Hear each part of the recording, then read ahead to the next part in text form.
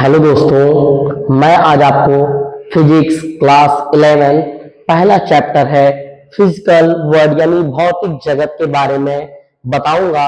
Video को आप लोग लाइक कमेंट शेयर करिएगा और चैनल को सब्सक्राइब करिएगा। और मैं बताने जा रहा हूँ फिजिक्स वर्ल्ड होता क्या है, इसके बारे में डेफिनेशन और इंग्लिश और हिंदी दोनों जानेंगे। इससे हमारा आ जाता है पहले फिजिक्स। भौतिकी क्या है? Physics is the branch of science that studies matter, energy and their interaction। भौतिक विज्ञान की वह शाखा है जो पदार्थ, ऊर्जा और उनके परस्पर संबंधों का अध्ययन करती है। जैसे मेरे कहने का मतलब है, उदाहरण लिखा हुआ है जैसे गाड़ी की गति। जैसे हम लोग कोई भी गाड़ी चलाते हो, चाहे कार हुआ या साइकिल हुई या बाइक हुई, तो हम लोग चलाते हैं तो उसमें गति बनी रहती है, गति से ही चलती है, उसी को हम कहते हैं इंटरएक्शन। उसमें एनर्जी भी लगती है और एक्शन भी होता है। और उसके बाद दूसरा हमारा जाता है विद्युत यानी इलेक्ट्रिक। जैसे हम लोग फोन चार्ज करते हैं, जैसे हमारे पूरे घर में कम लाइट लगी रहती है इलेक्ट्रिक, और एक बटन से ऑन करने पे पंखा चलने लगता है, उसी को कहते हैं इलेक्ट्रिक की गति यानी विद्युत की गति। अब आपका दूसरा हेडिंग आता है फिजिकल वर्ल्ड यानी भौतिक जगत। भौतिक जगत के बारे में हम जानेंगे। The physical world includes everything we can see और ऑब्जर्व इन द यूनिवर्स।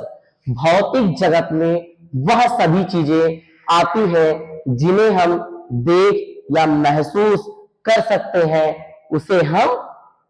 उसे हम भौतिक जगत कहते हैं। जैसे चंद्रमा हम देखते हैं और महसूस करते हैं कि हाँ ये चंद्रमा है। सूर्य जिसे हम सन कहते हैं, हम लोग आप लोग देखते हैं और महसूस करते हैं कि हाँ ये सूर्य है, बहुत तेज लाइट कर रहा है, जो हमको मतलब लाइट उसकी पड़ती है, रोशनी जो उसकी होती है हमारे ऊपर पड़ती है तो क्या होता है, धूप जिसे हम कहते हैं, तो वो हमको गर्मी उत्पन्न करती है। जिससे हम लोग फिर क्या आता है, पंखे के पास आकर के बैठ जाते हैं, जिससे हमें कुछ देर बाद राहत मिल जाती है। तीसरा है तारे, जो हमको रात में दिखाई देते हैं आसमान में, आप लोगों ने तो देखा ही होगा। अब हम उसके बारे में बताने जा रहे हैं। अगला हेडिंग है स्कोप ऑफ फिजिक्स यानी भौतिकी का क्षेत्र। If refers to the range of topic studies in the physics. भौतिक का क्षेत्र उन सभी विषयों को दर्शाता है जिनका अध्ययन भौतिकी में किया जाता है। जैसे उदाहरण जैसे गति, ऊष्मा और प्रकाश, उसी को हम कहते हैं भौतिकी का क्षेत्र। जिसे हम जिस क्षेत्र के बारे में बात करते हैं, जैसे हमारा आता है गति, गति के बारे में बात करते हैं, ऊष्मा, ऊष्मा के बारे में बात करते हैं, प्रकाश, प्रकाश के बारे में बात करते हैं, उसी को हम कहते हैं भौतिकी का क्षेत्र। जिस क्षेत्र के बारे में बात करना होगा वो टॉपिक हमारा आता रहेगा। जैसे हमारा गति आ गया तो हम गति के बारे में बात करेंगे, और ऊष्मा आ जाएगा तो हम ऊष्मा के बारे में बात करेंगे। अगर हमारा प्रकाश आ गया तो प्रकाश के बारे में हम पता करेंगे और बताया जाएगा आपको। अब हमारा अगला हेडिंग आता है फंडामेंटल फोर्सेस यानी मूलभूत बल। There are 4 fundamental forces in nature that control all interaction. प्रकृति में चार मूलभूत बल होते हैं जो सभी क्रियाओं को नियंत्रित करते हैं, उसी को हम कहते हैं फंडामेंटल फोर्सेस यानी मूलभूत बल।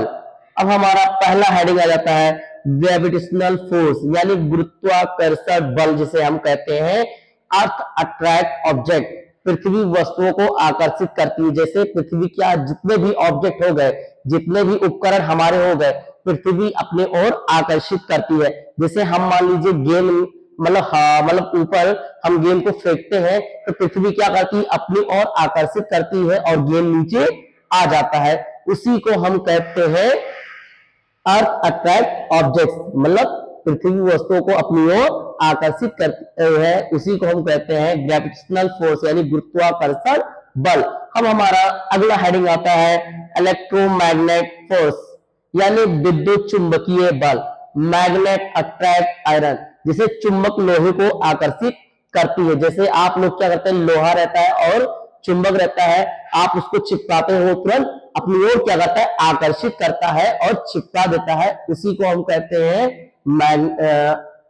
इलेक्ट्रोमैग्नेटिक फोर्स यानी विद्युत चुंबकीय बल जो अपनी ओर आकर्षित करती है, मतलब चुंबक अपनी ओर आकर्षित करती है, उसी को हम कहते हैं मैग्नेट अट्रैक्ट्स आयरन। मतलब लोहे की, मतलब चाहे लोहे की कोई भी छड़ हो या कोई भी लोहा हो, मतलब अपनी ओर मतलब खींच लेता है, उसी को हम कहते हैं मैग्नेट अट्रैक्ट्स आयरन।